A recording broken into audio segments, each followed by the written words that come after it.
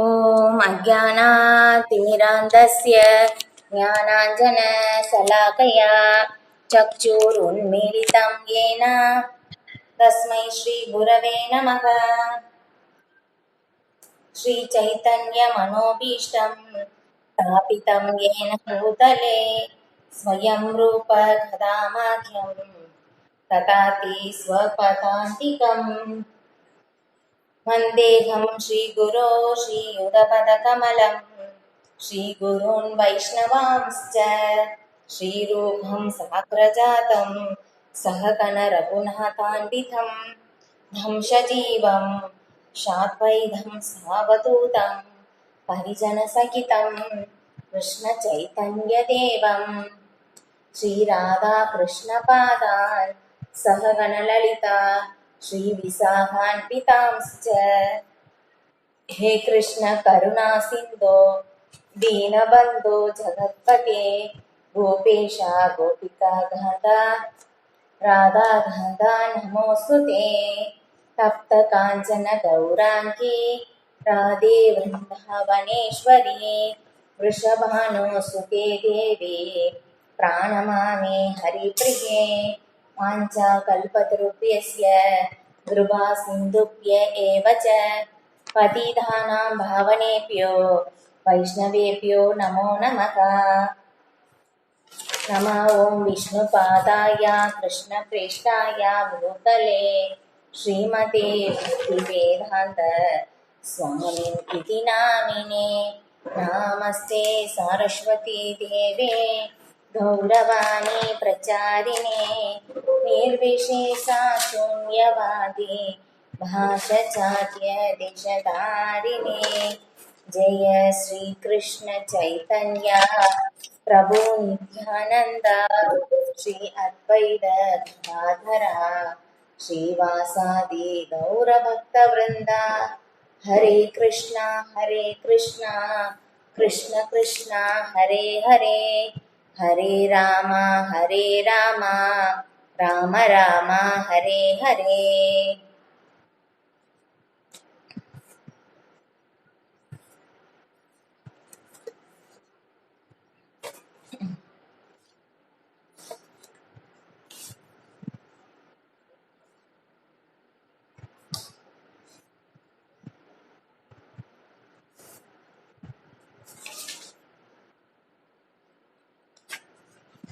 பகவத்கீதை அத்தியாயம் 6 ஸ்லோகம் 5. தியான யோகம் அத்தியாயம் 6 ஸ்லோகம் 5. உத்தரேத் ஆத்மனாத்மானம் நாத்மானம் அவசாதயேத் ஆத்மைவ ஆத்மனோ பந்தோர் ஆத்மைவ ரிபுர் ஆத்மனக. மொழிபெயர்ப்பு. மனதின் உதவியுடன் ஒருவன் தன்னை உயர்த்தி கொள்ள வேண்டுமே ஒழிய தாழ்த்தி கொள்ள கூடாது. மனமே கட்டுண்ட ஆத்மாவின் நண்பனும் எதிரியும் ஆவான். பொருளுரை. ஆத்மா என்னும் சொல் உபயோகிக்கப்படும் இடத்திற்கு ஏற்ப உடல், மனம், ஆத்மா என வெவ்வேறு பொருள்படும். யோக முறையில் கட்டுண்ட ஆத்மாவும் மனமும் மிகவும் முக்கியமானவை. யோக பயிற்சியின் மையம் மனமே என்பதால் இங்கே ஆத்மா என்பது மனதை குறிக்கின்றது. யோக பயிற்சியின் நோக்கம் மனதை கட்டுப்படுத்துவதும் புலனின்ப பொருட்களின் மீதான பற்றிலிருந்து அதனை விலக்குவதும் ஆகும். அறியாமை என்னும் சகதியிலிருந்து கட்டுண்ட ஆத்மாவை விடுவிக்கும் வகையில் மனதை பயிற்சி செய்ய வேண்டும். எனவே என்று இங்கே வலியுறுத்தப்பட்டுள்ளது. ஜடவாழ்வில் உள்ளவன் மனதின் ஆதிக்கத்திற்கும் புலன்களின் ஆதிக்கத்திற்கும் உட்பட்டவன். உண்மை என்னவெனில் ஜட இயற்கையை ஆள விரும்பும் அகங்காரத்துடன் மனம் இணைந்துள்ளதால் தூய ஆத்மா இப்பௌதீக உலகில் சிக்கியுள்ளது. எனவே ஜட இயற்கையின் பளபளப்பினால் கவரப்படாதவாறு மனம் பயிற்சி அளிக்கப்பட வேண்டும். அதன் மூலம் கட்டுண்ட ஆத்மாவை காப்பாற்றலாம். புலனின்ப பொருட்களின் கவர்ச்சியினால் ஒருவன் தன்னை இழிவுபடுத்திக் கொள்ளக் கூடாது. ஒருவன் எந்த அளவிற்கு புலனின்ப பொருட்களால் கவரப்படுகின்றானோ அந்த அளவிற்கு அவன் ஜடவாழ்வில் பிணைக்கப்படுகிறான். இப்பிணைப்பிலிருந்து விடுபட மனதை கிருஷ்ண உணர்வில் ஈடுபடுத்துவதே மிகச்சிறந்த வழியாகும். இதனை நிச்சயமாக செய்ய வேண்டும் என்று வலியுறுத்துவதற்காக ஹி என்னும் சொல் இங்கு உபயோகிக்கப்படுத்தப்பட்டுள்ளது. மேலும் பின்வருமாறு கூறப்பட்டுள்ளது: மனஏவ மனுஷ்யானாம் காரணம் பந்த மோக்ஷயோ பந்தாயக விஷயாசங்கோ முக்தேவ நிர்விஷயம் மனக. மனிதனின் பந்தத்திற்கும் மோக்ஷத்திற்கும் மனமே காரணம். புலனின்ப பொருட்களில் ஆழ்ந்துள்ள மனம் பந்தத்திற்கும், அவற்றிலிருந்து விலக்கப்பட்டுள்ள மனம் மோக்ஷத்திற்கும் காரணமாகின்றன. அமிர்த பிந்து உபனிஷத். எனவே கிருஷ்ண உணர்வில் எப்போதும் ஈடுபடுத்தப்பட்டுள்ள மனம் உன்னத மோட்சத்திற்கு காரணமாகின்றது. ஓம் நமோ பகவதே வாசுதேவாய. ஓம் நமோ பகவதே வாசுதேவாய. ஓம் நமோ பகவதே வாசுதேவாய. இந்த ஸ்லோகம் அதுக்கப்புறம் பின்னாடி வர்ற அந்த 2-3 ஸ்லோகங்கள் அது எல்லாமே இது எல்லாமே வந்து ரொம்ப முக்கியமானது. மனதை பற்றி வந்து விளக்கப்பட்டுள்ளது. ஏன்னா மனம்தான் வந்து என்னதுன்னா மிக மிக முக்கியமானதாக வந்து இருக்கு. மனம்தான் எல்லாவற்றிற்கும் மையமாக இருக்கின்றது. நம்முடைய பந்தத்திற்கும் நம்முடைய மோட்சத்திற்கும் மனம்தான் காரணமாக அமைகின்றது. அதனால் அந்த மனதை வந்து பகவானுடைய சிந்தனையில் ஈடுபடுத்துவது அவசியம். மனதை பொறுத்த வரையிலும் 3 விஷயங்கள் வந்து நடக்குது. அதுக்கப்புறம் தான் வந்து என்ன ஆகுதுன்னா 4வதாகத்தான் வந்து நாம் செயலாக வந்து அதை செய்கின்றோம். என்ன ஆகுதுன்னா மனதில் 3 விஷயங்கள் வந்து நாம் செய்கின்றோம். என்னன்னா எண்ணுதல், உணர்தல், விரும்புதல். இந்த 3 விஷயம் ஆல்ரெடி நம்ம மனதுக்குள்ள நடந்து விடுகின்றது. அதன் பிறகுதான் நாம் அதை செயலாக வெளிப்படுத்துகின்றோம்.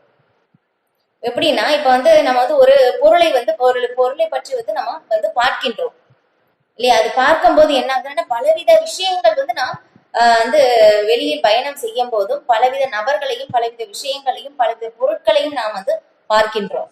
அது எல்லாமே வந்து என்ன ஆகுமாம்னா புலனின்ப பொருட்கள் பக்கத்தில் தான் வந்து நம்முடைய புலன்கள் வந்து இருக்கின்றது. அதனால என்ன ஆகுது, அதை பார்த்த உடனே வந்து நமக்கு அந்த மேல் ஒரு கவர்ச்சி இல்லையா? மனிதனின் வந்து அந்த நமக்கு வந்து பார்த்தோம்னா கட்டுண்ட ஆத்மாவிற்கு வந்து 4 விதமான குறைபாடுகள் வந்து நாம் பார்க்கின்றோம். அதுல வந்து ஒரு குறைபாடு என்னன்னா மாயை வசப்படுதல். ஏதாவது ஒண்ணு பார்த்த உடனே நமக்கு அந்த மேல் ஒரு கவர்ச்சி, அதன் மேல வந்து அந்த கவர்ச்சி ஏற்படும். அது எல்லாமே பார்ப்பது எல்லாமே என்ன ஆகும்னா நிறைய விஷயங்கள் பார்க்கிறோம், நிறைய பொருட்கள் பார்க்கின்றோம். அது எல்லாமே என்ன ஆகும்னா நம்முடைய மனதில் வந்து பதிந்து விடுமாமா. அதுல வந்து மனதில் வந்து பதியும் போதும் என்ன ஆகுதுன்னா அது வந்து நம்ம வந்து ஒரு குறிப்பிட்ட நேரத்தில் அது வந்து என்ன ஆகுது, நம்முடைய தனிமையாக வந்து இருக்கும் போது அதை நம்முடைய மனதிற்குள் வந்து அந்த சிந்தனைகள் வந்து ஓடுகின்றது. அந்த பொருளை பற்றி ஒரு தடவை வந்து பார்க்கின்றோம், திரும்பவும் கேட்கின்றோம் வேறொரு நபரிடம். திரும்ப திரும்ப கேட்கும் போது என்ன ஆகுதுன்னா அதை பற்றி நாம வந்து சிந்தனையில் வந்து ஆள்கின்றோம். அந்த சிந்தனை வந்து என்ன ஆகுது, அதை வந்து உணர்வாக மாறுகின்றது. அந்த உணர்வு தான் வந்து என்ன ஆகுது, விருப்பமாக மாறுகின்றது. அந்த விருப்பம் வந்து என்ன ஆகுது, அதை நான் அடைய வேண்டும் அப்படின்னு சொல்லி அதற்கான செயலை வந்து நாம் செய்ய ஆரம்பிக்கின்றோம். இதன் மூலமாக தான் வந்து நாம் கற்றுண்ட வாழ்வில் வந்து நாம் சிக்கிக் கொள்வதற்காகவும் காரணமாக அமைகின்றது. இதையே நம்முடைய மனதை கிருஷ்ண உணர்வில் வந்து நாம் ஈடுபடுத்தினாலே அப்படின்னு அது வந்து மோட்சத்திற்கு காரணமாகின்றது. இதுதான் இங்க சொல்லிருக்கிற மாதிரி அடுத்த இது வரும். அடுத்த ஸ்லோகத்திலேயும் வந்து ரொம்ப அழகா வந்து விளக்கப்பட்டிருக்கும் இது. அது இங்க சொல்லியிருக்கிற மாதிரி மனமே கட்டுண்ட ஆத்மாவின் நண்பனும் எதிரியும் ஆவான்.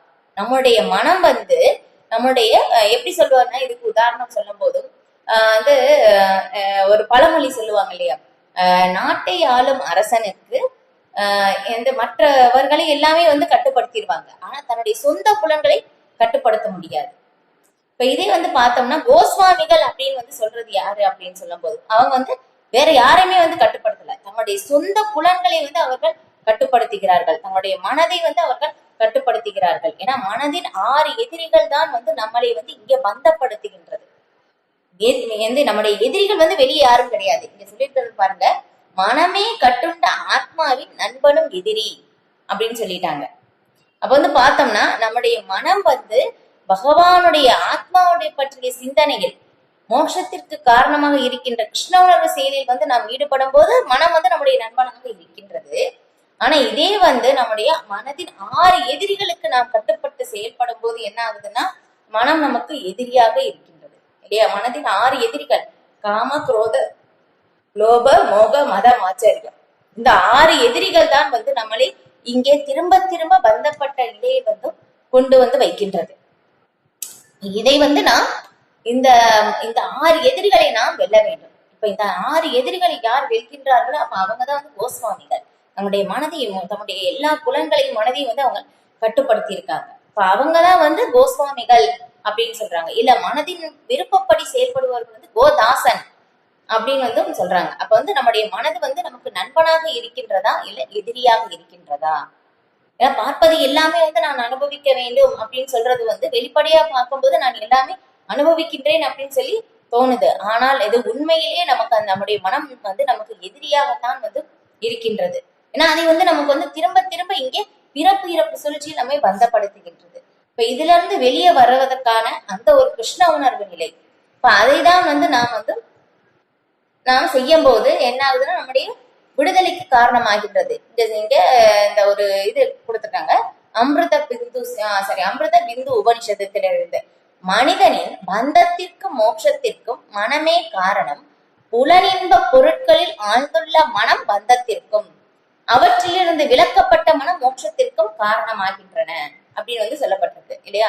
இதுதான் நம்ம வந்து பௌதிகமான விஷயங்கள் எந்த அளவுக்கு வந்து நாம் அனுபவிக்கணும் அப்படின்னு சொல்லி நம்முடைய மனம் முழுமையாக வந்து ஆழ்ந்து இருக்கின்றதோ அதுவே நாம் வந்து பந்தப்பட்ட நிலைக்கும் காரணமாகின்றது. இப்ப அதையே வந்து நாம் கட்டுப்படுத்தி நாம் கிருஷ்ண உணர்விலிருந்து நாம் செயல்படும் போது என்ன ஆகுது, அதுவே நம்முடைய விடுதலைக்கும் காரணமாகின்றது. இப்ப இது வந்து பார்த்தோம்னா இப்ப இந்த நம்முடைய எதிரிகள் காமமும் கோபமும் தான் நம்மை வந்து இங்க திரும்ப திரும்ப வந்து இங்க பந்தப்படுத்துகின்றது. இதை பற்றி வந்து நாம் 3வது அத்தியாயத்தில் வந்து நம்ம வந்து பார்த்திருக்கோம். இதை பற்றின விளக்கம் வந்து பகவான் வந்து அங்க சொல்றாங்க. எப்படின்னா இப்ப அர்ஜுனன் வந்து கேள்விகள் கேட்கும் போதும் விருப்பம் இல்லை, தெரியுது இது எல்லாமே தவறு அப்படின்னு சொல்லி தெரியுது. ஆனா இருந்தாலும் ஏன் வந்து அந்த பாவ காரியங்கள் செய்வதற்காக தூண்டப்படுகிறான்? ஏன் அனுபவிக்க வேண்டும்?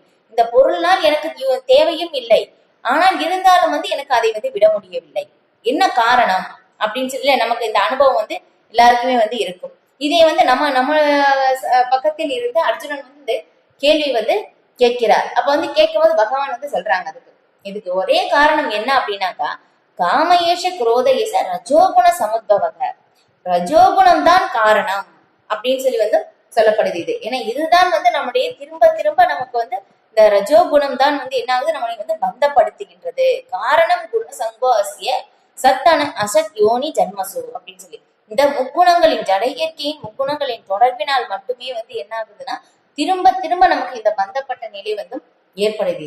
இப்ப அடுத்ததுலயே வந்து பகவான் அங்க சொல்லியிருக்காங்க, எங்க எல்லாம் வந்து காமம் அமரக்கூடிய இடங்கள், ஏன்னா இதைதான் வந்து நம்ம வந்து திரும்ப திரும்ப பந்தப்படுத்துது. இப்ப அது எங்கெல்லாம் அமர்கின்றது அப்படின்னு சொல்லி அதுவும் வந்து 3வது அத்தியாயத்துல வந்து விளக்கப்பட்டிருந்தது. 37வது ஸ்லோகத்திலிருந்து 43வது ஸ்லோகம் வரைக்கும்.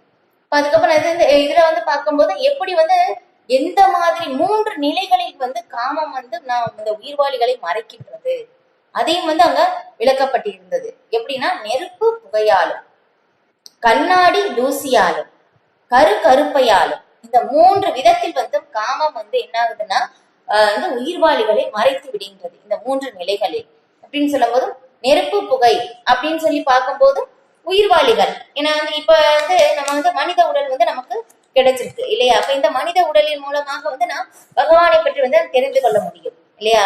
ஏன்னா வந்து நெருப்பு இருக்கு இல்லையா, அதன் மேல வந்து புகை இருக்கு, அது கொஞ்சம் ஊதுனா என்னாகும், அது புகையெல்லாம் வந்து போயிடும் இல்லையா?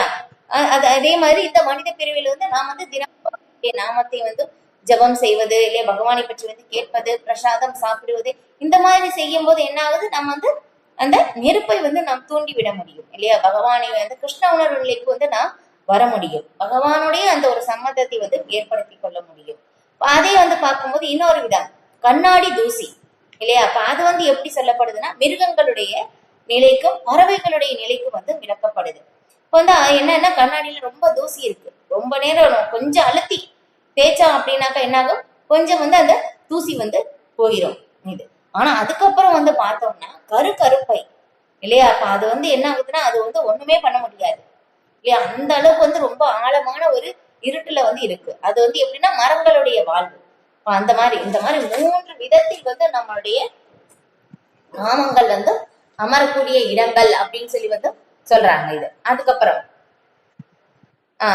எப்படி நம்முடைய தூய உணர்வு, ஜீவனின் தூய உணர்வு எப்படி வந்து மறைக்கப்பட்டிருக்கு அப்படின்னு சொல்லி பார்க்கும் போதும் காமத்தினால், காமம் என்னும் நித்திய எதிரியால் தான் வந்து அதை மறைக்கப்பட்டு இருக்கின்றது அப்படின்னு சொல்லி அவங்க பகவான் வந்து விளக்குறாங்க இது.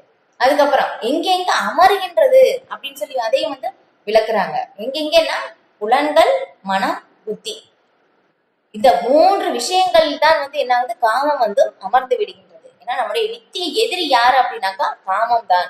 இப்ப இதுதான் வந்து நாம் வந்து வெல்ல வேண்டும்.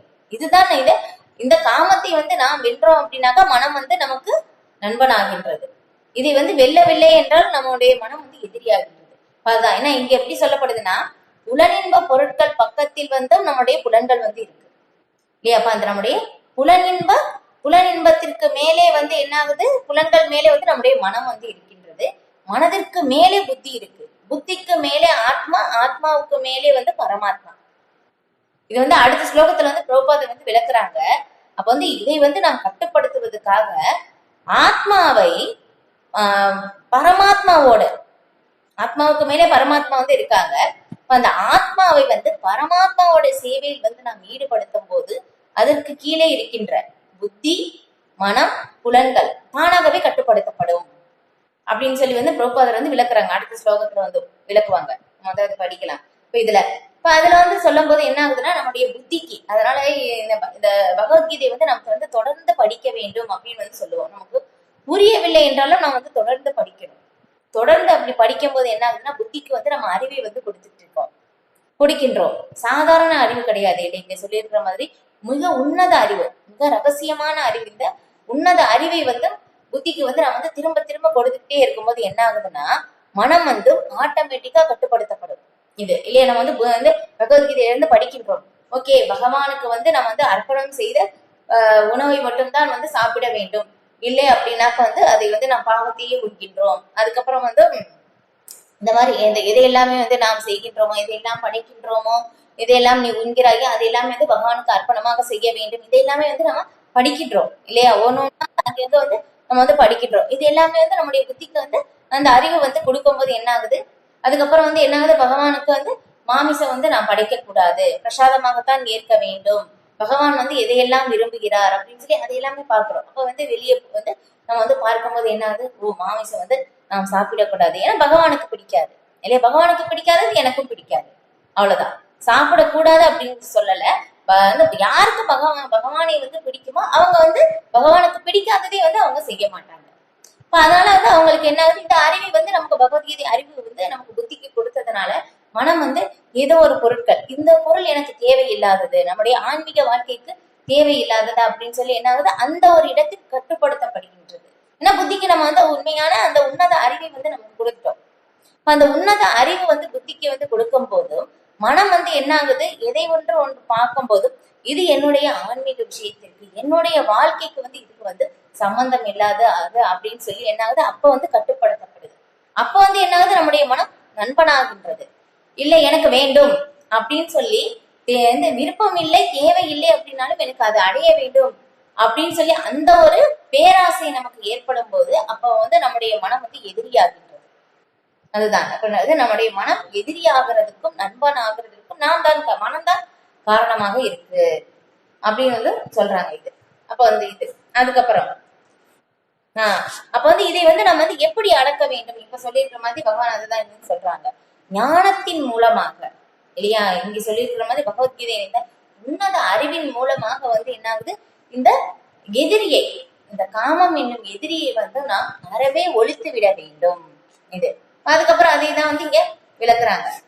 இந்த புலன்கள் விட வந்து ஜடப்பொருள் உயர்ந்தவை, ஜடப்பொருளை விட வந்து புலன்கள் வந்து உயர்ந்தவை, புலன்களை விட மனம் உயர்ந்தது, புத்தியை விட ஆத்மா உயர்ந்தது, ஆனா ஆத்மாவை விட பரமாத்மா வந்து உயர்ந்ததாக இருக்கின்றார் அப்படின்னு சொல்லி அது எல்லாமே வந்து விளக்குறாங்க. அப்ப இதை வந்து வெல்வதற்காக ஒரே ஒரு இது என்ன அப்படின்னாக்கா, ஆன்மீக பலத்தால் மட்டும்தான், ஆன்மீக ஞானத்தால் மட்டும்தான் வந்து இதை வெற்றி கொள்ள முடியும். அதனால இந்த பகவத்கீதையினுடைய அறிவு. இதை வந்து நம்ம வந்து திரும்ப திரும்ப தொடர்ந்து வந்து நாம் படித்துக்கொண்டே இருக்க வேண்டும். புத்திக்கு வந்து அந்த உன்னத அறிவை வந்து நாம் கொடுத்துக்கிட்டே இருக்கும்போது என்ன ஆகுது, ஆத்மா வந்து தானாகவே வந்து கட்டுப்படுத்தப்படுகின்றது. தானாகவே கட்டுப்படுத்தப்படும் போது மனம் வந்து நமக்கு நண்பனாக ஆகின்றது அப்படின்னு சொல்லிட்டு. அடுத்தது ஸ்லோகம் 6. பந்துர் ஆத்மாத்மனஸ்தஸ்ய ஏனாத்மைவாத்மனா ஜிதக அனாத்மனஸ்து சத்ருத்வே வர்தேதாத்மைவ சத்ருவத். மொழிபெயர்ப்பு: மனதை வென்றவனுக்கு மனமே சிறந்த நண்பனாகும். ஆனால் அவ்வாறு செய்ய தவறுபவனுக்கோ அதுவே மிகப்பெரிய விரோதியாகும். பொருளுரை: மனதை நண்பனாக செயல்படும்படி மனிதனின் குறிக்கோளை நிறைவேற்றிக் கொள்ள கட்டுப்படுத்துவதே அஷ்டாங்க யோக பயிற்சியின் நோக்கமாகும். மனம் கட்டுப்படுத்தப்படவில்லை எனில் வெறுமனே வெளிக்காட்சிக்காக செய்யப்படும் யோகம் பலனற்ற கால விரயமே. மனதை அடக்க முடியாதவன் எப்போதும் மிகப்பெரிய விரோதியாக வாழ்கிறான்.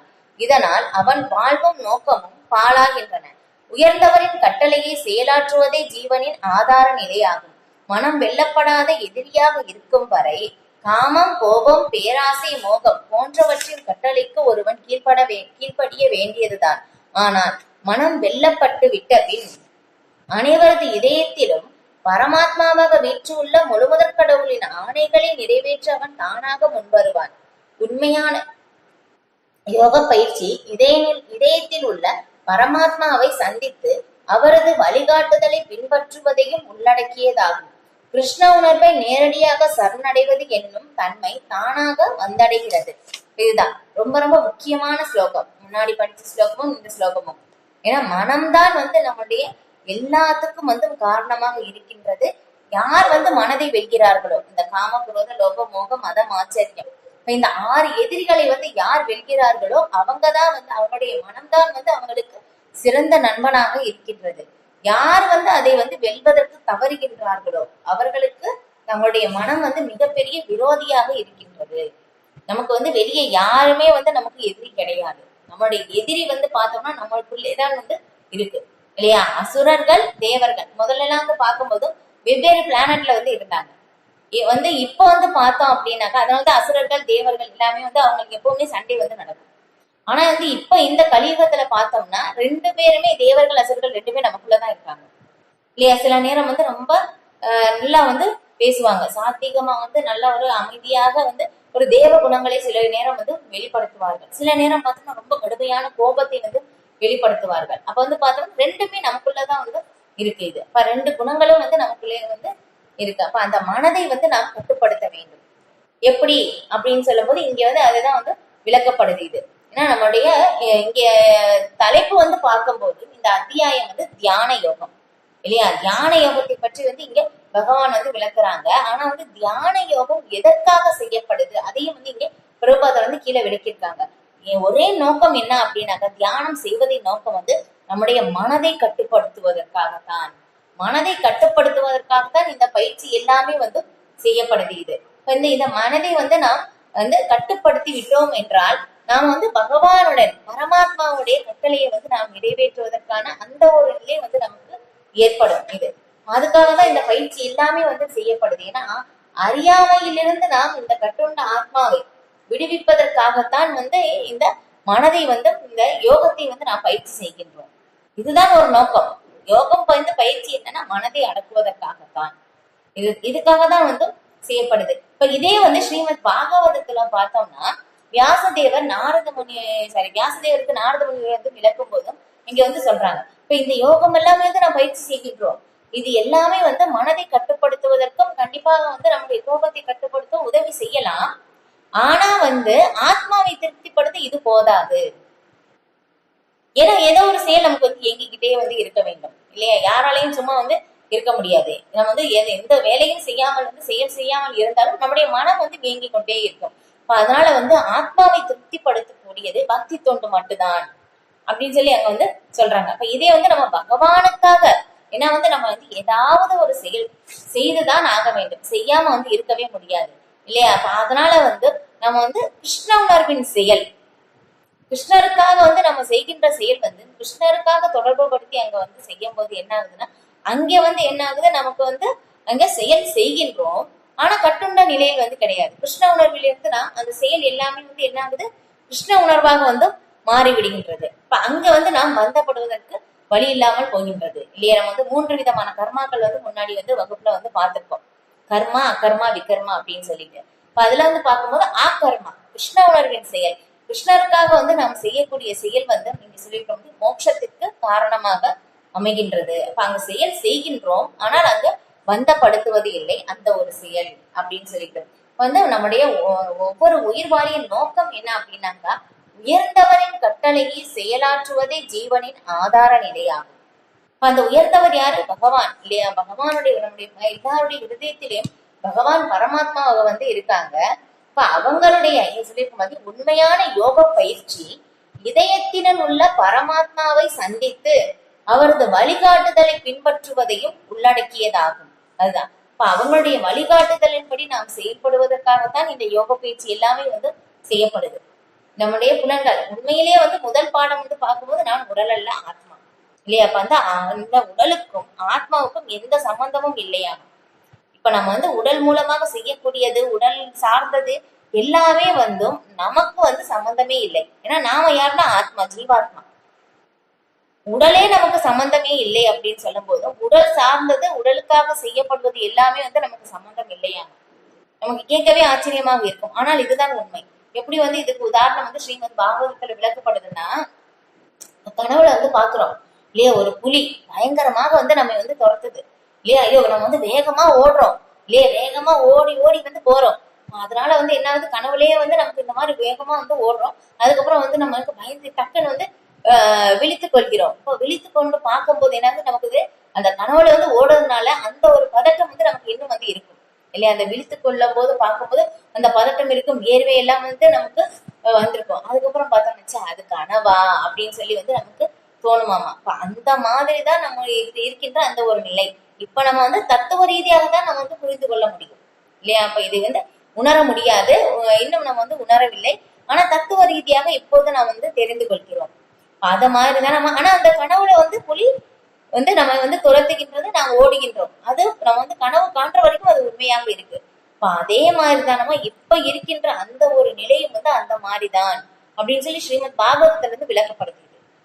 அதுதான் அப்ப வந்து நம்ம வந்து அறியாமை இருளில் இருந்து வெளியே வருவதற்கு இந்த ஒரு ஞானத்தை வந்து நாம் பயிற்சி செய்யும் போது நம்முடைய உண்மையான நிலை அதை வந்து நம்மளால் நமக்கு வந்து தெளிவுபடுத்தப்படுமாமா அப்படின்னு சொல்லி வந்து சொல்லப்படுது. இப்ப இதே வந்து ஒரு விளக்கம், இது வந்து ஸ்ரீமத் பாகவதத்துல வந்து விளக்கப்பட்டிருக்கு 11வது காண்டத்தில். நம்ம வந்து இந்த விளக்கத்தை வந்து பார்த்திருக்கோம். ஒரு சுருக்கமாக வந்து வந்து பார்க்கலாம். அதுல வந்து பார்க்கும் போதும் ஒரு அரசர்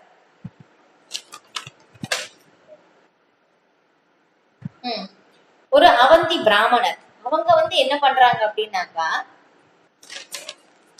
அவங்க வந்து பாக்குறாங்க ஒரு அரசர் வந்து வெளியே வந்து அந்த இதுக்கு வரும்போது எல்லா இதுலயும் எல்லாரையும் வந்து பாக்குறதுக்காக அந்த சுற்றுலா வந்து அங்க வந்து வரும்போது ஒரு அவந்தி பிராமணரை வந்து பாக்குறாங்க.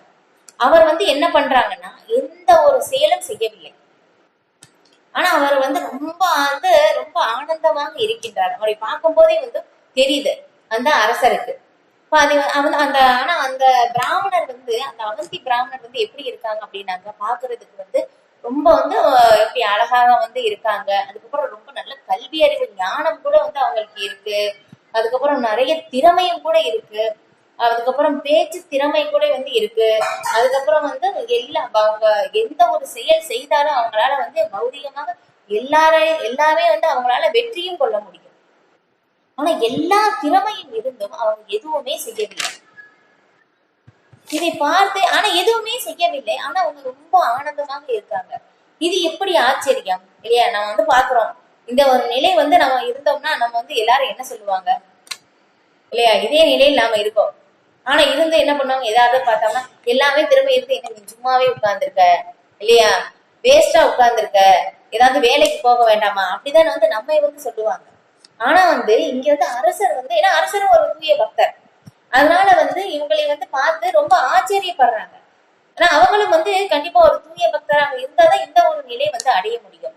சரி, அதனால வந்து அவங்களுக்கு தெரியுது. ஆனா இருந்தாலும் என்ன காரணம் அப்படின்னு சொல்லி தெரியாததுனால அந்த அரசர் வந்து என்ன பண்றாங்கன்னா அந்த பிராமணர்கிட்ட வந்து போய் பேசுறாங்க.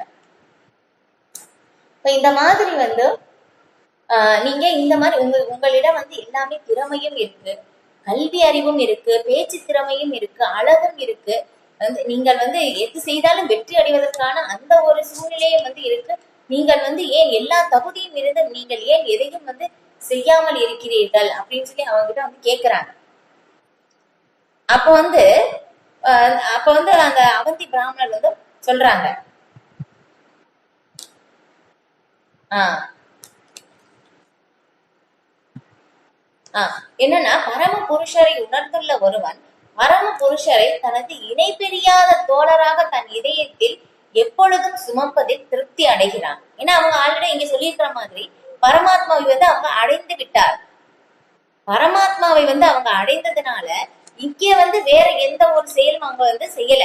ஏன்னா பரமாத்மாவுடைய அவங்களுடைய கட்டளையை வந்து அவங்க நிறைவேற்றுகிறார். ஏன்னா இங்க வந்து பார்க்கும் போது அவங்க வந்து பெரிய விளக்கம் வந்து வரும். நம்ம அவங்களுக்கு சுருக்கமா மட்டும் வந்து பார்க்கலாம். வந்து அவங்க என்ன சொல்றாங்கன்னா ஜட உலைகள் வந்து இந்த இது வந்து எப்படி படைக்கப்படுதுன்னா 24 மூலப்பொருட்கள் மூலமாகத்தான் வந்து படைக்கப்படுது. இப்ப இந்த 24 மூலப்பொருட்கள் தான் வந்து மூலமாக வந்து இருக்கு.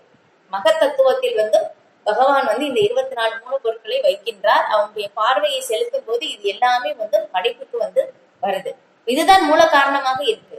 ஆனால் வந்து அந்த பிராமணர் வந்து சொல்றாங்க, என்னுடைய இது எல்லாமே வந்தும் என்னுடைய புலனுகர்வுக்காக இந்த பொருட்களை எல்லாமே நான் கருதவில்லை. பாருங்களேன், ஏன்னா வந்து உண்மையிலேயே வந்து நம்ம வந்து பகவத்கீதை இருந்து பாக்குறோம் இல்லையா? 5வது அத்தியாயத்தில் கடைசியில வந்து பார்த்தோம். என்னது? போக்தாரம் எக்கியதபஷம் சர்வலோக மகேஸ்வரம் சூக்ரதம் சர்வபூதானம் ஞாபகமா சாந்தி விச்சதி அப்படின்னு சொல்லி போக்தாரம் எக்கியதபஷம் எல்லா லோகங்களையும் எல்லாவற்றையும் அனுபவிப்பாளர் யாருன்னா பகவான் மட்டும்தான் அப்படின்னு சொல்லி அவங்க வந்து அதை உணர்ந்துட்டாங்க. பகவான் தான் அனுபவிப்பாளர். ஜீவாத்மாவுடைய உண்மையான நிலை வந்து என்னன்னா வந்து கிருஷ்ணருக்கு சேவகம் செய்வதுதான் அப்படின்னு சொல்லி அந்த ஒரு மனநிலையை வந்து அவங்க புரிந்து கொண்டதினால் அவங்க என்ன சொல்றாங்கன்னா இங்க இருக்கின்ற எல்லா புலனுணர்வு பொருட்களையும் வந்து என்னுடையதாக நான் கருதவில்லை. அதுக்கப்புறம்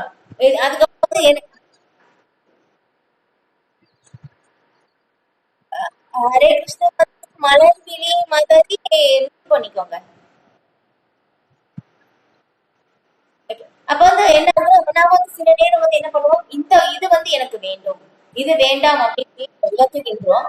அவங்க வந்து இந்த பொருட்கள் எல்லாமே வந்து தன்னுடைய அனுபவிப்பதற்காக இல்லை அப்படின்னு சொல்லி நினைச்சதுனால இது எனக்கு வேண்டும் அது வேண்டும் அதை நான் யோசிக்கவில்லை அப்படின்னு அவங்க சொல்றாங்க.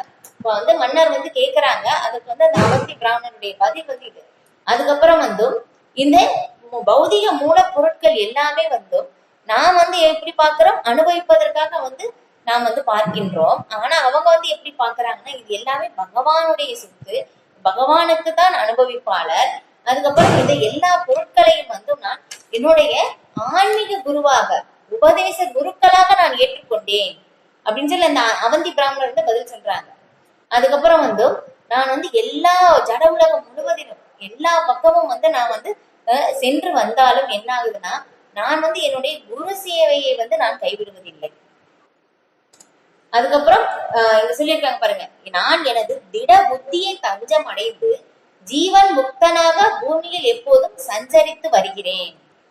புத்தியினால் பயனற்ற ஆசை துறந்துள்ள எனது முடிவான லட்சியம் பகவானின் உன்னத அன்பு தொண்டு பெறுவதாகும். இதுதான் இல்லையா பகவத்கீதையில பத்தி இப்ப இங்க வந்து பகவான் நம்ம வந்து பார்த்தோம் இல்லையா? 3வது அத்தியாயத்துல இருந்து பகவான் சொல்லியிருந்தாங்க நம்முடைய மனதை வந்து அது வெல்வதற்காக இந்த 6 எதிரிதான் வந்து நம்மளை கட்டுப்படுத்துது இல்லையா? அந்த காமம் கோபம் இல்லையாப்பா, அந்த காமத்தை வந்து காமம் தான் மிகப்பெரிய எதிரியாக இருக்கு. அப்ப அந்த எதிரியை வெல்வதற்காக வந்து எப்படி அதை வெல்ல வேண்டும்? ஞானத்தின் மூலமாக இல்லையா? புத்தியை கொண்டு ஞானத்தின் மூலமாக அதை வெல்ல வேண்டும். அந்த மாதிரி இங்க வந்து அந்த திட புத்தியை தஞ்சம் அடைந்தேன் அப்படின்னு சொல்லி வந்து இங்க சொல்றாங்க. அப்ப அந்த திட புத்தியின் மூலமாக வந்து அவங்க என்ன பண்றாங்கன்னா இந்த உன்னத ஞானத்தை கொண்டு நான் ஜீவாத்மா, என்னுடைய நிலை வந்து நான் பகவானுக்கு வந்து பரமாத்மாவுடைய கட்டளையின்படி செயல்படுவதுதான் என்னுடைய நிலை அப்படின்னு சொல்லி ஜீவாத்மா அப்படின்னு சொல்லி அந்த ஒரு முழுமையான நிலையில் இருந்து கொண்டு இங்க இருப்பது அனைத்துமே வந்து நான் அனுபவிக்க எனக்கு சம்பந்தம் இல்லாதது அப்படின்னு சொல்லி அந்த ஒரு மிக உயர்ந்த இந்த எப்படி இங்க சொல்லியிருக்கோம், ஜீவன் புக்த நிலையை வந்து அந்த அவந்தி பிராமணர் அடைந்திருக்கிறார். அவங்க வந்து அந்த ஒரு பதிலை வந்து சொல்றாங்க இந்த மன்னர் வந்து கேட்பதற்கு. அதனால வந்து இதுக்கு எனக்கு சம்மந்தம் இல்லை அப்படின்னு சொல்லி அவங்க வந்து விட்டுட்டாங்க. இது நம்மளால புரிந்து கொள்வது மிக மிக கடினம். இதுதான் இங்க அவங்க வந்து அந்த இங்க சொல்லியிருக்கிற மாதிரி அந்த மனதை வந்து அவர் வென்று விட்டார். மனதை தன்னுடைய நண்பனாக கொண்டிருக்கிறார். ஏன்னா புத்தியை வந்து தஞ்சம் அடைந்திருக்கிறார்.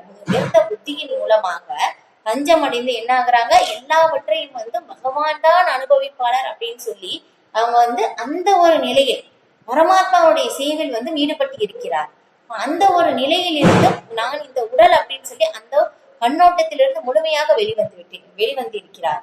இது இப்ப அதுக்கப்புறம் அவங்க வந்து சொல்றாங்க, இதுல வந்து 24 குருக்களை பற்றி வந்து அவங்க விளக்குறாங்க. இந்த 24 மூலப்பொருட்களையே வந்து அவங்க குருக்களாகவே வந்து ஏற்றுக்கொண்டு இருக்கிறார். இப்ப அதுல வந்து நம்ம வந்து எல்லா விளக்கங்களையும் வந்து இப்ப நமக்கு வந்து எது வந்து நமக்கு வந்து உபயோகமோ அந்த ஒரு சில விளக்கங்கள் மட்டும் வந்து நம்ம இங்க வந்து பார்க்கலாம். இப்ப அதுல வந்து அவங்க சொல்றாங்க, முதல் குரு யார் அப்படின்னாக்கா அது வந்து பூமியை வந்து சொல்றாங்க. இப்ப வந்து இந்த 24 பேரை வந்து நான் வந்து பார்த்து எனக்கு வந்து நான் வந்து என்ன சொல்றாங்க, இங்க சொல்லியிருக்கிற மாதிரி இந்த 24 குருக்களை வந்து ஏற்றுக்கொண்டு அவங்க வந்து தன்னில் திருப்தி அடைந்தவராக இருக்கின்றார்.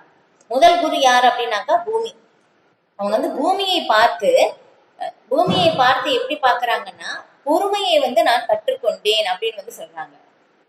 ஏன்னா வந்து பூமி வந்து எப்படி இருக்கு, பூமி வந்து அதன் மேல வந்து மலை இருக்கு இல்லையா, அதுக்கப்புறம் வந்து மரம் வந்து நடுகின்றோம், அதுக்கப்புறம் வந்து மரம் வந்து நடுகின்றோம் இல்ல, பூமியின் மேல அதை வந்து நம்ம தோண்டுகின்றோம். இது எல்லாமே வந்து நம்ம நிறைய பண்றோம் இல்லையா. நம்ம வந்து என்ன செய்தாலும் ஓகே, ஆனா எல்லாமே வந்து என்ன ஆகுதுன்னா பூமி வந்து கண்டிப்பாக வந்து நமக்கு வந்து எல்லாமே வந்து கொடுக்கின்றது இல்லையா. பொறுத்து கொண்டு நம்ம வந்து எவ்வளவு பண்ணாலும் எவ்வளவு தோன்றினாலும் அதை வந்து எவ்வளவு மிதித்தாலும் என்ன செய்தாலும் ஓகே, ஆனா இருந்தாலும் என்ன ஆகுது, பூமி எல்லாவற்றையும் பொறுத்து கொண்டு நமக்கு வந்து என்ன தேவையோ எல்லாமே வந்து கொடுக்கின்றது. அதான் அதுல இருந்து நான் வந்து இதை வந்து கற்றுக்கொண்டேன். எப்படி, ஏன்னா எல்லாமே வந்து பூமியை பொறுத்து கொண்டாலும் பூமி தனக்குள்ளே வந்து திருப்தி அடைந்து பொறுமையாக இருந்து எல்லா வந்து இதன் மூலமாக நான் பேச்சு மனம் தன்னை அறிவதிலிருந்து விலக விடாமல் ஜட உடல் பராமரிக்க வேண்டும் அப்படின்னு சொல்லி வந்து நான் பூமியிடமிருந்து கற்றுக்கொண்டேன் அப்படின்னு வந்து சொல்றாங்க. எப்படி, பேச்சு மனம் தன்னை அறிவதிலிருந்து விலகி விடாமல் ஜட உடல் பராமரிப்பு. நம்முடைய பேச்சும் மனமும் எப்பவுமே வந்து எப்படின்னா அந்த வார்த்தை வந்து என்ன எப்படி சொல்றது, நாம் வந்து கிருஷ்ண உணர்வில் நிலை பெற்று இருப்பதற்காக நமக்கு பயன்படுமா அப்படின்னாக்கா அதை வந்து மட்டும்தான் நான் பேசுவேன். இதெல்லாம் நம்முடைய நடைமுறைக்கு இது கொஞ்சம் கடினம் அப்படி இருந்தாலும் நாம வந்து ஒரு சில விஷயங்கள் நமக்கு எது வந்து நம்முடைய நடைமுறைக்கு ஏற்றுதோ அதை வந்து நாம் ஏற்றுக்கொள்ளலாம். இது அந்த மாதிரிதான் நமக்கு எது தேவையோ தேவைக்காக மட்டும் வந்து நாம் ஏற்றுக்கொண்டேன் அதை வந்து நாம் ஏற்றுக்கொள்ளலாம் இல்லையா. ஜட உடல் பராமரிப்புக்காக இந்த உடலையும் ஆத்மாவையும் சேர்த்து வைப்பதற்காக நம்முடைய ஆன்மீக வாழ்க்கை முன்னேற்றத்திற்காகவும் வந்து எது நமக்கு தேவையோ அதை மட்டுமே நான் ஏற்றுக்கொண்டேன். அதனால வந்து எதை வந்து எது நமக்கு வந்து நம்முடைய வாழ்க்கைக்கு எது கிடைக்குதோ அதன் மூலமாக வந்து கிடைத்து எளிய பராமரிப்பின் மூலமாக கிடைத்து நான் திருப்தியும் அடைந்தேன். அதுக்கப்புறம் பூமியிடமிருந்து நான் பொறுமையும் கற்றுக்கொண்டேன் அப்படின்னு சொல்லி பூமியிடமிருந்து நான் வந்து அவங்க கற்றுக்கொண்டதை வந்து அதை ஒரு குருவாக இருந்ததை அது வந்து சொல்றாங்க. இது ரெண்டாவது காற்று. இப்ப வந்து காற்றிடம் இருந்து அவங்க வந்து பற்றின்மையை வந்து கற்றுக்கொண்டேன் அப்படின்னு வந்து சொல்றாங்க. இது ஏன்னா வந்து இப்ப வந்து இங்க இருந்து பார்க்க போதும் எத்தனையோ விஷயங்களை வந்து நாம் சந்திக்கின்றோம் இல்லையா, எத்தனையோ நபர்களை வந்து சந்திக்கின்றோம். ஆனா இதன் மூலமாக என்ன ஆகுது, ஒரு சில விஷயங்கள் வந்து என்ன ஆகுது, நமக்கு மிகுந்த ஆனந்தத்தையும் வந்து கொடுக்கின்றது, மிகுந்த சந்தோஷத்தையும் கொடுக்கின்றது, சில விஷயங்கள் நமக்கு துன்பத்தையும் கொடுக்கின்றது. ஆனா இருந்தாலும் என்ன ஆகுதுன்னா காற்று வந்து எப்படி எல்லா பக்கமும் வந்து போகுது இல்லையா, போகாத இடமே வந்து கிடையாது இல்லையா. ரொம்ப நறுமணமான ஒரு இடத்தையும் தாண்டியும் வந்து போகுது, அந்த நறுமணத்தை சுமந்து. இதே வந்து ஒரு அசுத்தமான ஒரு துர்நாற்றத்தையும் வந்து அதையும் வந்து தாண்டி போகுது, அதையும் சுமந்து போகின்றது. ஆனா இருந்தாலும் என்ன வந்து காற்று வந்து எதனுடனும் கலக்கவில்லை. இப்ப அதே மாதிரி தானாமா நாம வந்து எத்தனையோ விஷயங்கள் வந்து பார்க்கிறோம், எத்தனையோ நபர்களை வந்து பார்க்கின்றோம். ஆனா அந்த ஒரு சூழ்நிலையில் வந்து நாம் பாதிக்கப்படாமல் எப்படி காற்று இருக்கோ அந்த மாதிரி வந்து நான் இருக்க வேண்டும் அப்படின்னு சொல்லி காற்றிடமிருந்து கற்றுக்கொண்டேன் பற்றின்மையே அப்படின்னு சொல்லி வந்து அதை வந்து சொல்றாங்க. இதை வந்து நாம் வந்து பயிற்சி செய்யலாம் இது இல்லையா? ஏன்னா வந்து எத்தனையோ விஷயங்கள் வந்து நமக்கு நடக்குது. சில நேரம் நன்மையாகவும் வந்து இருக்கு, சில நேரம் தீமையாகவும் வந்து இருக்கு. ஆனால் இந்த நன்மை தீமை எல்லாமே எப்படிப்பட்டதாக இருக்காம இந்த பருவ காலம் தோன்றி மறைகிற மாதிரி இல்லையா? சில நேரம் வந்து ரொம்ப வந்து பனிக்காலம் இல்லையா? இப்ப மார்கழி மாதம் ரொம்ப பனியாக வந்து இருக்கு. ஆனா இது நிரந்தரம் இல்லை. அதுக்கப்புறம் வந்து என்னாகும்? அதுக்கப்புறம் பருவகாலம் மாறும். அதுக்கப்புறம் கோடை காலம் வரும் இல்லையா? இதேதான் பகவத்கீதையில வந்து பகவான் வந்து சொல்றாங்க, சீதோஷ்ண சூகதுக்கதா ஆகமா பாயினும் அனித்யாஸ்தாம் ஸ்திதி சக்ஷ்வ பாரதா அப்படின்னு சொல்லிட்டு. இந்த வந்து நன்மையும் தீமையும் எப்படி இருக்காம பருவகாலம் தோன்றி மறைவது போல்தான் வந்து இருக்கின்றது. அதனால் இதை பொறுத்து கொள்ள கற்றுக்கொள் அப்படின்னு வந்து சொல்றாங்க. அதே மாதிரிதான் இப்ப நமக்கு ஏற்படுகின்ற அந்த நன்மையும் தீமையும் வந்து எப்படி தற்காலிகமாக வந்து இருக்கு. இங்க காற்றோட இவங்க உதாரணமாக வந்து சொல்றாங்க. இப்ப வந்து காற்று வந்து எல்லா பக்கமும் வந்து போனாலும் எதனுடனும் காற்று கலப்பதில்லை. ஆனா எல்லா பக்கமும் வந்து போகுது இல்லையா? நம்ம வந்து எங்கேயுமே வந்து நம்ம வந்து ஆன்மீக செயல் செய்யறோம்னு சொல்லி எங்கேயுமே போகாம இருக்க முடியாது.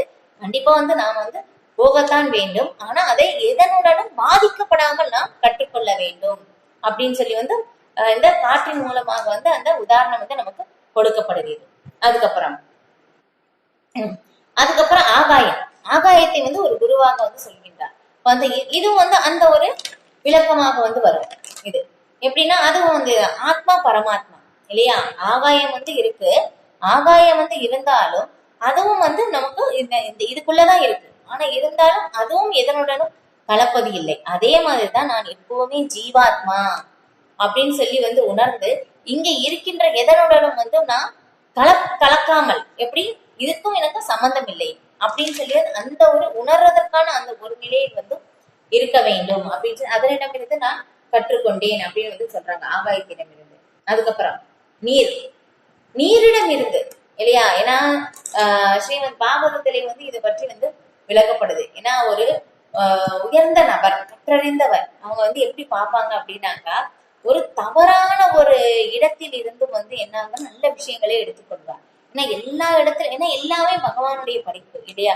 எல்லா இடத்துலயும் வந்து ஒரு நல்லது இருக்கத்தான் வந்து செய்யும். இது அந்த மாதிரி அவங்க எல்லாம் வந்து எதை பார்க்கிறாமோ பௌதிக பொருட்களாக வந்து பார்க்காம, எனக்கு நான் அனுபவிக்கக்கூடிய அவங்க பொருளாக பார்க்காம அவங்க பாக்குறாங்க. எப்படி அவங்க வந்து எல்லாமே வந்து ஆன்மீக முன்னேற்றத்திற்காக எல்லாமே பகவானுடைய ஒரு சக்தியாக வந்து அவங்க பாக்குறாங்க. இதுல இருந்து பார்க்கும்போது நீரை வந்து எப்படி பாக்குறாங்கன்னா ஒரு வந்து அவங்க பாக்குறாங்க. அந்த சாது வந்து எப்படி இருக்காங்க அப்படின்னாக்கா ஏன்னா இப்ப வந்து நம்ம வந்து ஒரு தூய பக்தரை சந்திக்கும் போது என்ன ஆகுதுன்னா நமக்கு வந்து மிகுந்த ஆனந்தம் வந்து ஏற்படுது. ஏன் அப்படின்னாக்கா அவங்க வந்து பகவான் பற்றி பகவானுடைய பிரேமையை பற்றி நமக்கு வந்து சொல்லி கொடுக்குறாங்க. ஏன்னா பகவானுக்கும் நமக்கும் மட்டும்தான் வந்து அந்த நித்திய உறவாக இருக்கு. அதை பற்றி வந்து நமக்கு வந்து சொல்லி கொடுக்குறாங்க. அதை வந்து நம்ம வந்து கேட்கும் போது என்ன ஆகுது? கண்டிப்பாக வந்து நமக்கு ஒரு ஆனந்தம் வந்து ஏற்படுது. ஏன்னா அவங்க வந்து எப்பவுமே பகவானை வந்து தங்களுடைய இதயத்தில் வந்து சுமந்து நடக்கின்றார். அதனால அவங்க எப்படி வந்து ஸ்ரீமத் பாகவதத்துல விளக்கப்படுதுன்னா கீர்த்தி குர்வந்தி கீர்த்தானி அப்படின்னு சொல்லிட்டு. இப்ப வந்து என்னது? இப்ப வந்து நம்ம வந்து ஒரு புனித யாத்திரை வந்து போறோம் இல்லையா? ஆனா அந்த புனித யாத்திரையே நடத்த வந்தா எப்படி இருக்கும்? அதுதான் ஒரு தூய பக்தர். அவங்கதான் வந்து ஒரு சாது அப்படின்னு வந்து சொல்றாங்க. வந்து இதுக்கு வந்து எப்படி சொல்லப்படுதுன்னா அவங்களுடைய வார்த்தைகள் எல்லாமே வந்து எப்படி இருக்கும்னா, இப்ப வந்து நம்ம வந்து ஒரு காட்டுல வந்து போறோம் இல்லையா? அந்த மாதிரி அந்த காட்டுக்கு வந்து போகும்போதும் அங்க வந்து நதி நீரோடை வந்து போகும் இல்லையா? அந்த நதியின் நீரோடை வந்து பார்த்தோம்னா ரொம்ப நல்ல தெளிவாக இருக்கும் பார்க்கும்போது. அந்த அந்த நீரோடையின் போகக்கூடிய அந்த ஒரு சப்தம் எப்படி இருக்கும்? அது வந்து ரொம்ப நமக்கு வந்து கேட்கவே வந்து ரொம்ப இனிமையாக இருக்கும். அந்த மாதிரியாக இருக்குமாமா வந்து எப்படி ஒரு சாதுனுடைய வார்த்தை அந்த மாதிரி இருக்குமாமா. அதனோட வந்து இவங்க வந்து ஒப்பிட்டு வந்து சொல்றாங்க நீர். அதுக்கு வந்து இதை வந்து நான் ஒரு குருவாக ஏற்றுக்கொண்டேன் அப்படின்னு வந்து இங்க சொல்றாங்க. இது அதே வந்து பார்க்கும் போதும் நெருப்புக்கும் வந்து சொல்றாங்க. சாதுவை வந்து நெருப்புடனும் ஒப்பிடுகிறார். ஏன்னா வந்து அவங்களுக்கு வந்து நம்ம வந்து சேவை செய்யும் போது நமக்கு எப்படி அவங்களுக்கு வந்து நாம வந்து சேவை செய்யும் போது நம்மளுடைய எல்லா பாவ விளைவுகளும் வந்து அளிக்கப்படுது. ஆனா அதே ஒரு இது சாதுவுக்கு வந்து நாம் எதிராக வந்து நாம் செயல்படும் போது அதை வந்து நெருப்பு போர் செயல்பட்டு நம்மையே எரித்து விடுகின்றது அப்படின்னு சொல்லி அதை வந்து ஒரு குருவாக வந்து சொல்கிறார். இது அதுக்கப்புறம் சந்திரன் இல்லையா, சந்திரன் வந்து எப்படி அதை வந்து ஒரு குருவாக ஏற்றுக்கொண்டார் அப்படின்னு வந்து சொல்றாங்க. எப்படின்னா சந்திரன் வந்து 15 நாட்கள் வந்து வளர்பிறை இல்லையா, அதுக்கப்புறம் தேய்பிறை இல்லையா, அது வளரும் மாறும். அதே மாதிரிதான் நம்முடைய வாழ்வின் மாறுதல் காலத்தினால் வந்து என்னாகும், வாழ்வின் மாறுதல் வந்து ஏற்படுது அப்படின்னு சொல்லி அதன் மூலமாக வந்து நான் வந்து பாடத்தை கற்றுக்கொண்டேன் அப்படின்னு வந்து இங்க சொல்றாங்க. இது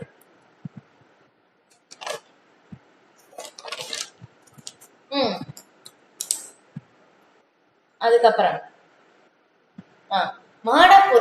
மாடப்புறாவிடம் இருந்தும் நான் ஒரு பாடத்தை கற்றுக்கொண்டேன் அப்படின்னு வந்து சொல்றாங்க. என்ன அப்படின்னாக்கா, கிருஷ்ண உணர்வு அற்ற மிதமிஞ்சிய பற்று, கிருஷ்ண உணர்வுக்கு சம்பந்தம் இல்லாததை எல்லாமே வந்து நாம் ஏற்றுக்கொள்ளும் போது என்ன ஆகுதுன்னா, நமக்கு வந்து அதை பந்தப்படுத்துவதற்கும் காரணமாகிறது. இங்க சொல்லியிருக்கிற மாதிரி அதுதான் இல்லையா. அப்ப அந்த மாதிரி வந்து அதை வந்து நான் மாடப்புறாவிடம் இருந்து கற்றுக்கொண்டேன் அப்படின்னு வந்து இங்க வந்து சொல்றாங்க. இது அதுக்கப்புறம்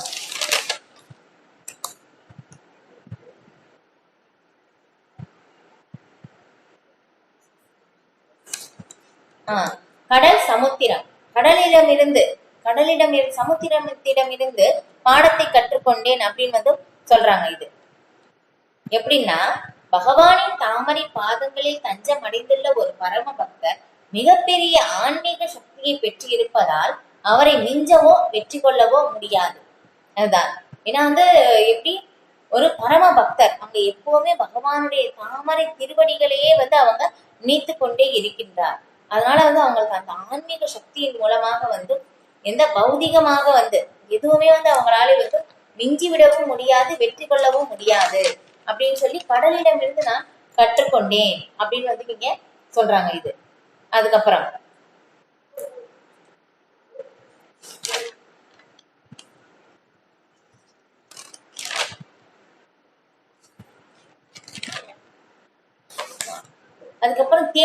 தேனியுடைய உதாரணம் ரொம்ப ரொம்ப முக்கியமானது.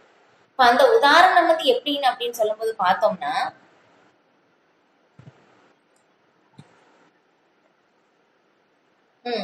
இதுல வந்து என்ன ஆகுதுன்னா, ஒரு குளவியுடைய இது உதாரணம். ஆமா. அதுக்கப்புறம் வந்து பார்த்தோம்னா ஒரு குழந்தை, அந்த லாஸ்ட் வந்து குளவி வந்து பார்க்கலாம். ஒரு குழந்தை வந்து வந்து அந்த குழந்தையிடம் இருந்து அவங்க என்ன பண்றாங்கன்னா ஒரு உதாரணத்தை வந்து ஏற்றுக்கொள்கிறார். எப்படின்னா, அந்த குழந்தை வந்து பார்க்கும்போது என்ன ஆகுது, ஒரு குழந்தைக்கு வந்து நம்ம வந்து ரொம்ப வந்து செல்லம் கொடுத்தாலும் ரொம்ப அடித்தாலும் எப்படி பேசினாலும் என்ன ஆகும்னா, அந்த குழந்தை வந்து ரொம்ப அடித்தா சில நேரம் வந்து ரொம்ப வருத்தப்படும். ஆனா இருந்தாலும் என்ன ஆகும், அது எல்லாமே அது மறந்துடும்.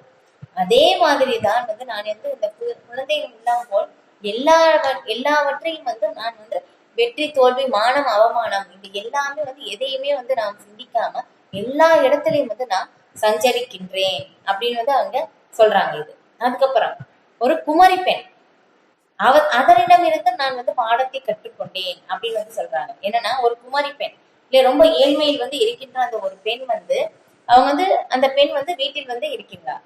வீட்டில் இருக்கும் போது என்ன ஆகுதுன்னா, அங்க வந்து அந்த பெண்ணை வந்து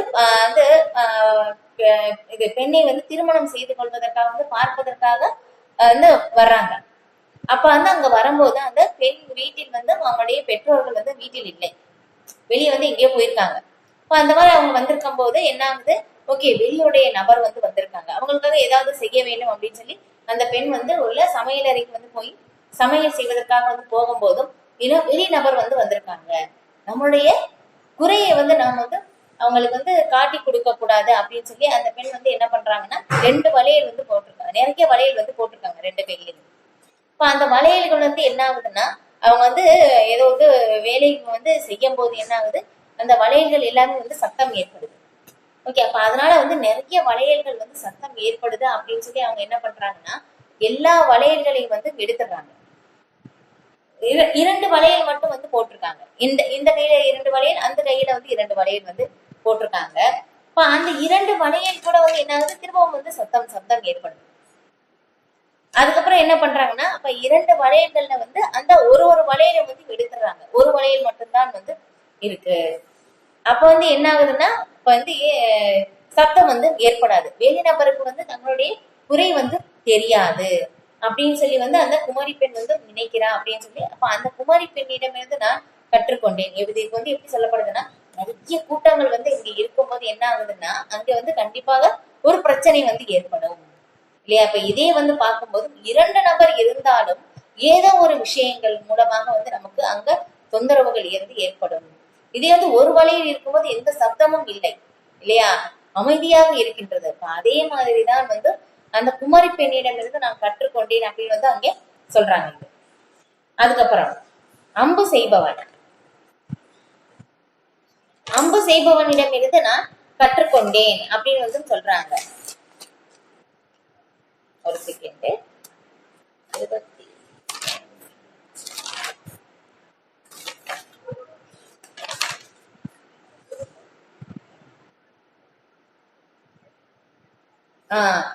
ஓகே. இப்போ வந்து அம்பு செய்பவனிடமிருந்து எப்படி வந்து அவங்க வந்து பாடத்தை வந்து கற்றுக்கொண்டேன் அப்படின்னு வந்து அவங்க சொல்றாங்கன்னா, இப்போ வந்து அம்பு செய்பவன் இல்லையா? அப்ப என்ன வந்து நடக்கும் போதும் வந்து என்ன ஆகுதுன்னா, அவங்க வந்து எந்த ஒரு இடத்துலயும் வந்து அவங்க வந்து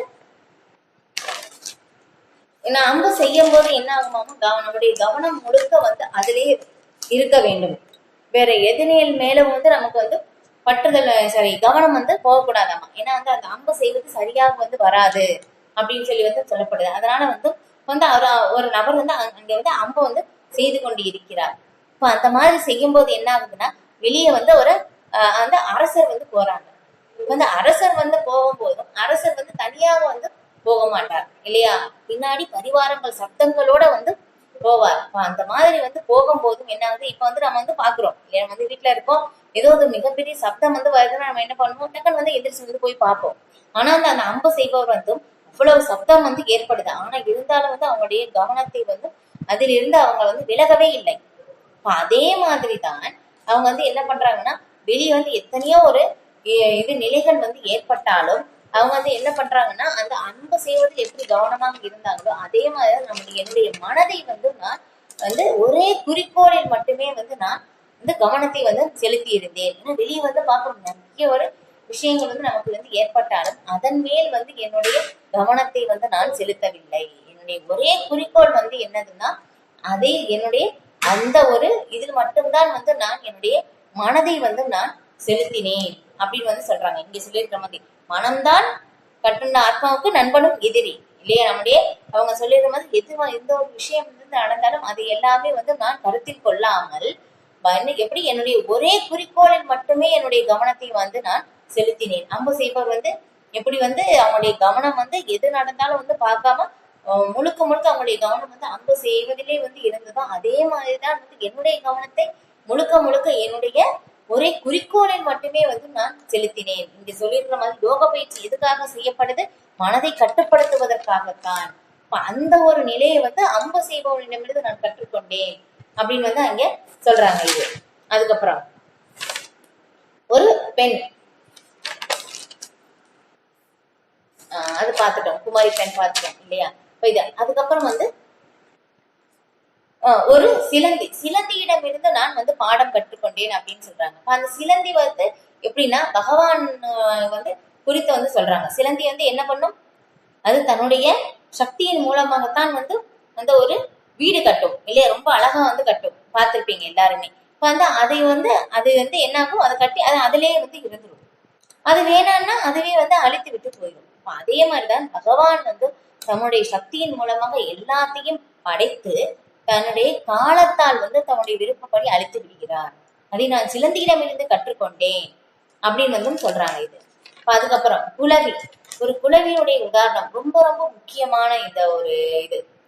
ஏன் அப்படின்னாக்கா, நம்ம வந்து இங்க இருக்கின்றது அந்த குளவி வந்து என்ன பண்ணுமா, ஒரே ஒரு இது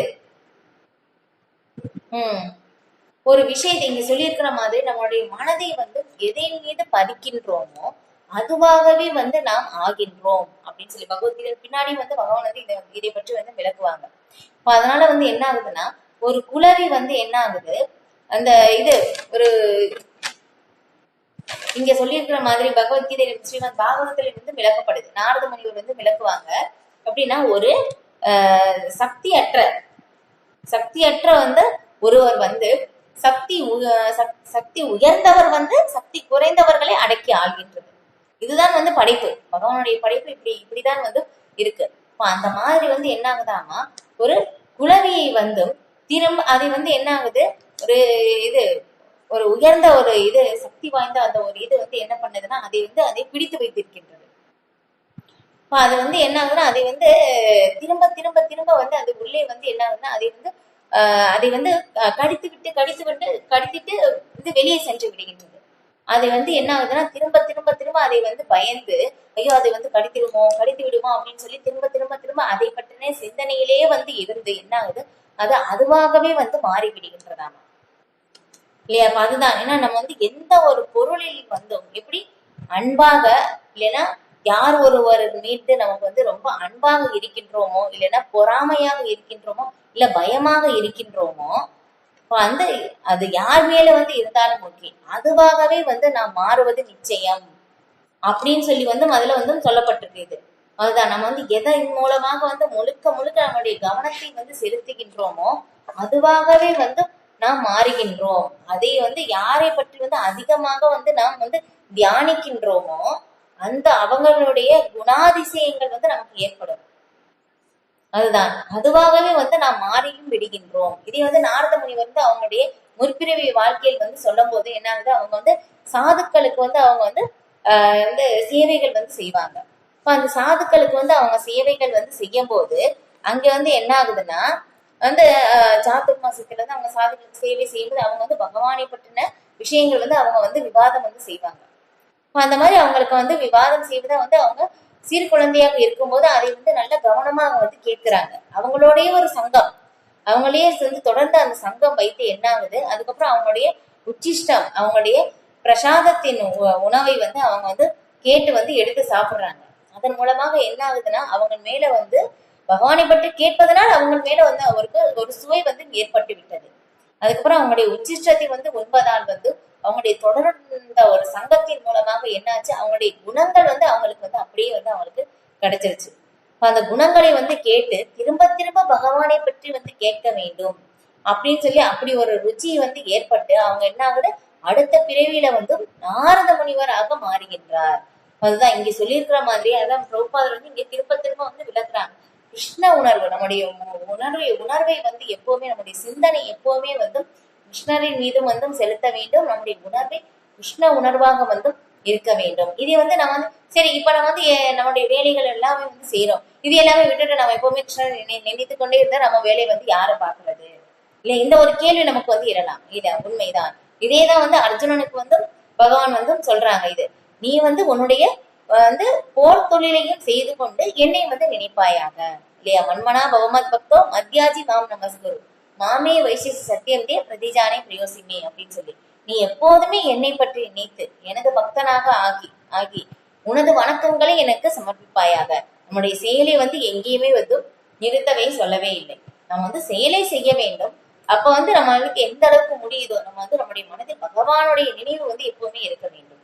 இதுக்கு வந்து நாரத முனிவர் வியாசதேவருக்கு உபதேசம் செய்யும் போதும் நாம வந்து பகவானுக்காக செயல் செய்யும் போது என்ன ஆகுது, நம்முடைய சிந்தனை வந்து பகவானோட பற்றிய நினைவாக வந்து ஏற்படுது. எப்படி நம்ம வந்து செயல் செய்யறோம், அப்ப அந்த செயலின் ஒரு பலனை, சிறு பலனை வந்து நம்ம வந்து பகவானுக்காக வந்து அர்ப்பணம் செய்யும் போது என்ன ஆகுது, இல்லையாவது பகவானுடைய சேவையாக மாறிவிடுகின்றது. இல்லை, கிருஷ்ண உணர்வின் செயலாக மாறுகின்றது. இதன் மூலமாக தான் இப்படியாக நம்ம வந்து கொஞ்சம் கொஞ்சமாக வந்து தூய்மை அடைந்து நம்ம முழுமையான அந்த கிருஷ்ண உணர்வு நிலைக்கு வந்து நாம் வர முடியும். இப்ப இது எல்லாமே வந்து இந்த பயிற்சிகள் எல்லாமே வந்து நாம் வந்து கிருஷ்ண உணர்வு நம்முடைய மனதை வந்து கட்டுப்படுத்துவதற்காகவும், இதுதான் இந்த தியான யோகத்தின் பயிற்சி வந்து கூறப்படுது வந்து அந்த ஒரு நோக்கத்திற்காக தான் வந்து சொல்லப்படுது. நம்முடைய மனதை வந்து கட்டுப்படுத்த வேண்டும். இந்த விஷயங்கள் எல்லாமே, இந்த விளக்கங்கள் எல்லாமே எதுக்காக அப்படின்னாக்கா நம்முடைய மனதை கட்டுப்படுத்துவதற்காகத்தான் அப்படின்னு சொல்லிட்டு அடுத்த ஒரு ஸ்லோகம் மட்டும் இதை படிச்சு முடிச்சுக்கலாம். ஜிதாத்மனக பிரசாந்தஸ்ய பரமாத்மா சமாஹிதக சீதோஷ்ண சுக துக்கேஷு ததா மானயோக. மனதை வென்றவன் அமைதி அடைந்து விட்டதால் பரமாத்மா அவனுக்கு ஏற்கனவே அடையப்பட்டு விடுகின்றார். அத்தகு மனிதனுக்கு இன்பம் துன்பம் குளிர் வெப்பம் மான அவமானம் எல்லாம் சமமே. பொருளுரை: உண்மையில் எல்லா ஜீவான்களும் பரமாத்மாவாக அனைவரது இதயத்திலும் வீற்றுள்ள பரமபுருஷ பகவானின் ஆணைகளுக்கு கட்டுப்பட்டு நடக்க வேண்டியவர்கள். ஒருவனது மனம் வெளிப்புற மாய சக்தியினால் வழி தவறும் போது அவன் ஜடசீர்கில் பிணைக்கப்படுகிறான். எனவே ஏதேனும் ஒரு யோக முறையினால் அவன் மனம் கட்டுப்படுத்தப்பட்ட உடன் அவன் லட்சியத்தை அடைந்தவனாக கருதப்பட வேண்டும். ஒவ்வொருவரும் உயர்ந்தவரின் ஆணைக்கு கட்டுப்பட்டே ஆக வேண்டும். உயர் இயற்கையில் மனம் நிலை பெறும்போது பகவானின் ஆணைகளுக்கு உட்படுவதை தவிர ஒருவனுக்கு வேறு வழி இல்லை. மனம் ஏதேனும் ஒரு உயர் ஆணையை ஏற்று அதன்படி நடக்க வேண்டும். மனதை அடக்குவதன் விளைவு என்னவெனில் அது தானாகவே பரமாத்மாவின் ஆணைகளுக்கு கீழ்ப்படிந்து விடும். இத்தகு திவ்யமான நிலை கிருஷ்ண உணர்வில் உடனடியாக அடையப்படுவதால் பகவானின் பக்தன் ஜட வாழ்வின் இருமைகளான இன்பம் துன்பம் குளிர் வெப்பம் போன்றவற்றால் பாதிக்கப்படுவதில்லை. இந்நிலையே உண்மையில் சமாதி பரமனில் ஆழ்ந்து இருத்தல் எனப்படும். இதுதான் என்னன்னா இங்க சொல்லியிருக்கிற மாதிரி எதுக்காக இந்த தியான யோகம் செய்யப்படுது? மெயினா செய்யப்படுவதின் நோக்கம் மனதை கட்டுப்படுத்துவதற்காகத்தான். ஏன்னா மனதை கண்டிப்பாக ஏதோ ஒரு உயர்ந்தவரின் கட்டளையை கண்டிப்பாக கட்டுப்பட்டே ஆக வேண்டும். ஒண்ணு பரமாத்மாவுக்கு கட்டுப்பட வேண்டும், இல்ல அப்படின்னாக்கா இந்த மனதின் 6 எதிரிகளுக்கு கட்டுப்பட வேண்டும். ஏதோ ஒரு இதுக்கு கட்டுப்பட வேண்டும். இதே இந்த எதிரிகளுக்கு கட்டுப்படாமல் மனதை அடக்கிவிட்டால் கண்டிப்பாக அவங்க தானாகவே என்னாகும், பரமாத்மனுடைய கட்டளையில் அவங்க செயல்படுவது நிச்சயம். இந்த ஒரு நிலைதான் எப்படி சமாதி அப்படின்னு சொல்றாங்க, பரமனில் ஆழ்ந்து இருத்தல். இப்ப இதே பார்க்கும்போது பாருங்களேன், முன்னாடி பார்த்தோம் இல்லையா, அஷ்டாங்க யோக நிலை 8வது நிலைதான் சமாதி நிலை. ஆனா கிருஷ்ண உணர்வில் பார்க்கும்போது என்ன ஆகுது, ஆரம்ப நிலையிலே அந்த சமாதி நிலை நமக்கு ஏற்பட்டு விடுகிறது அப்படின்னு சொல்லப்படுது. அந்த ஒரு நிலையில் அவங்களுக்கு என்ன ஆகுதுன்னா, இந்த இங்கே பார்க்கின்ற எல்லாமே அவங்களுக்கு எதுவுமே அவங்களுக்கு சமமாகத்தான் தோணும்.